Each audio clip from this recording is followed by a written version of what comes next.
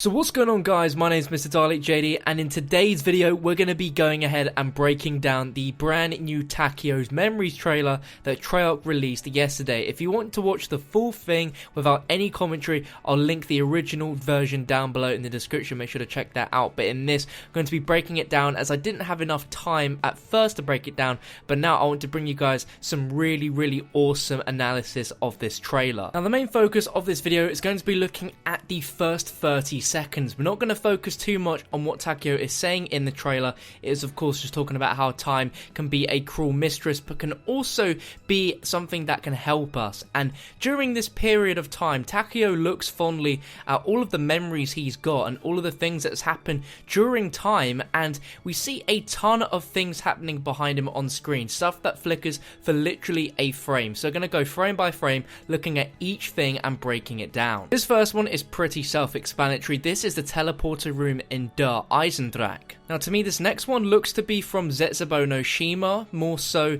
the area in which you do the boss fight. To me it just looks like the sort of, not necessarily the cage that you're strapped in, but it's just more like the actual monster itself has just ripped open a hole and we can see all sorts of vines going on in the background. Now this is a real interesting one, because to me this could almost be Zetsubou no Shima, but we can clearly see this is a kind of forest type area set in the daytime rather than at night time. It's a very vibrant background, and to me it could almost be Shangri-La, but I honestly have no idea. To me it's either Shangri-La or somewhere, an area that we have not seen before playable in any of the DLC maps so far. Now this is where things get extremely interesting, because right here we have a few frames where we can see some zombies, but more importantly we can see Dempsey that seems to be fighting some sort of object or perhaps a character. To me, and a lot of other people as well, they suspect that the person that he is attacking is Nikolai. It looks very much like him, but we almost can't quite say 100% that it is him.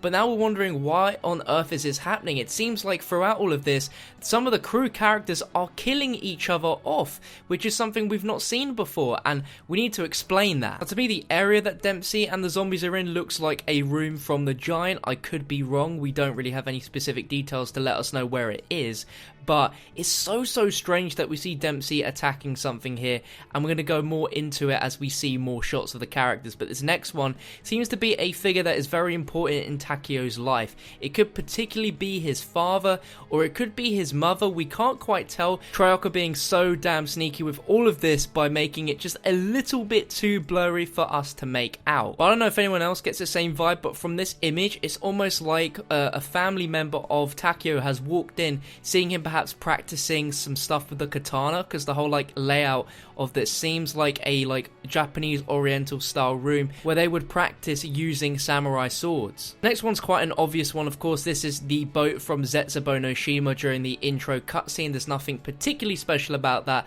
but some other people have gone to say this could be the Shadows of Evil boat. I mean, it's more or less going to be Zetsubou no Shima. It is pretty much guaranteed there, but it would be nice if that was actually a logical link. Now this next one is so crazy. Now this looks like a teleporter from the Giant. It could also be a teleporter from Der Eisendrache. We can't quite tell. But wherever it is, we can see Takeo wielding his katana, and he's actually killing Richtofen right in front of us. This is absolutely insane. And you're probably wondering, why the heck is this going on? What is happening here? Well, if you remember from the Giant, we have a series of radios, especially one particularly from Nikolai, where he mentions that he's killed several Richtofens before, and it's the fact that our characters are in a cycle where they're constantly going back and doing all of these things over and over, and currently we're in just one portion of that. But there's other instances where they've gone back in time and things have been ever so slightly different, where Richtofen's died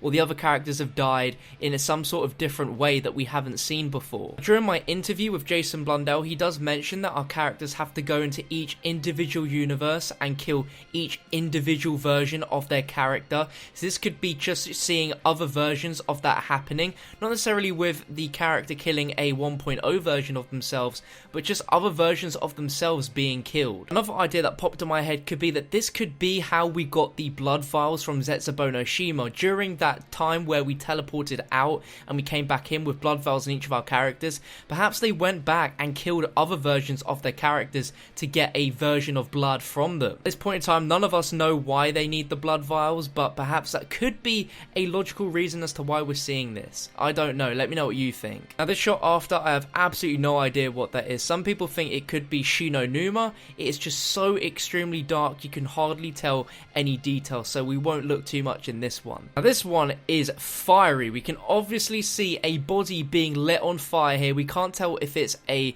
human character or if that's a zombie, but we can imagine that on the right, really up close in the camera, is Nikolai, because if you look at his actual character model, you can see the exact little detailings around his belt that are present in that image on his actual character model. So that's really, really interesting. And then just to give us a break in the action, we have a shot here of just the very peaceful, tranquil Japanese outside area that Takeo is here in with his memories. Could be from a time before they even went to the Origins dig site, and this could just be him in his normal life, just living by the cherry blossom tree. If at any point you've been confused as to why we're seeing the cherry blossom so many times within the trailer and what exactly that means, well, we need to look back at the whole symbolism of what the cherry blossoms mean to Japanese culture and tradition, and they are a thing of exquisite beauty and often associated with mortality and graceful and readily acceptance of destiny and karma, which is why, for that reason, they've been utilised in a lot of Japanese culture. They were even used during World War II to motivate the Japanese people to stoke nationalism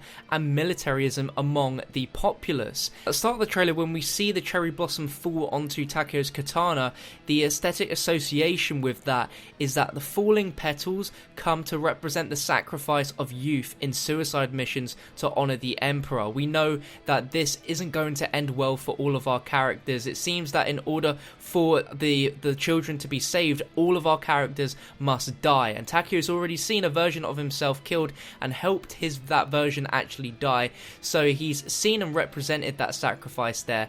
And people also believe that the blossoms will help the souls of downed warriors to be reincarnated within those blossoms. I'm sure you get the drift by now, but this next image is pretty damn cool. We have a shot of Dempsey and Richtofen on Der Eisendrache, and we have Takeo there with his katana, which seems to be at a point where he's about to kill them both. We don't quite see anything happen, but the next shot is a wall where we just see a load of blood splattering, so that could be just a play on the fact that of the last clip that someone did die during that, or perhaps this is a completely different scenario altogether. Now, the second to last one is really interesting. It's really, really dark, but if you can't make it out, on the right we have Dempsey pointing a gun at Nikolai in a location which I don't recognize, and it's really, really dark, so I've brightened it up for you guys to see it better.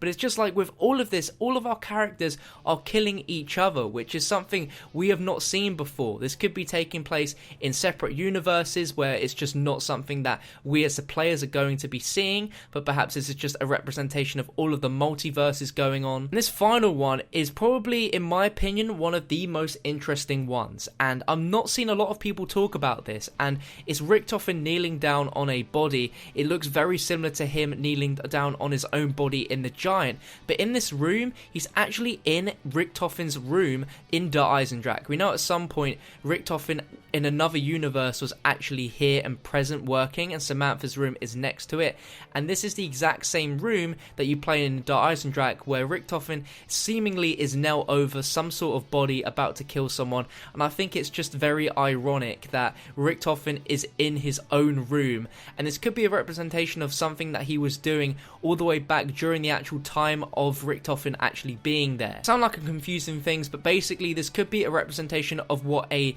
much earlier version of Richtofen was doing, actually working in this room, rather than that being the Richtofen that we know right now in our crew, which is a really, really interesting thing to think about. But as a Memories trailer, this is a ton different to anything we usually expect, and I really want to applaud Treyarch on this one. It's a very weird trailer, and it's a thing that you've got to take in after multiple watches. You can't just watch this once and get everything. You need to watch it over and over again, and this is obviously going to lead in, hopefully, to Revelations, where we might even see this sort of stuff taking place in gameplay. We might see our characters' memories like this rather than just in a trailer, but this is without a doubt a teaser for things to come with Revelations, which I'm super, super stoked about. But if you guys have any thoughts and suggestions on any of these memory clips that I didn't mention, make sure to discuss it down below in the comment section. But if you enjoyed the video and you made it all the way to the end, give yourself a pat on the back, and also feel free to drop a like rating as well, as I really would appreciate that. But make sure to subscribe for more videos. I'll catch you in another one very, very soon.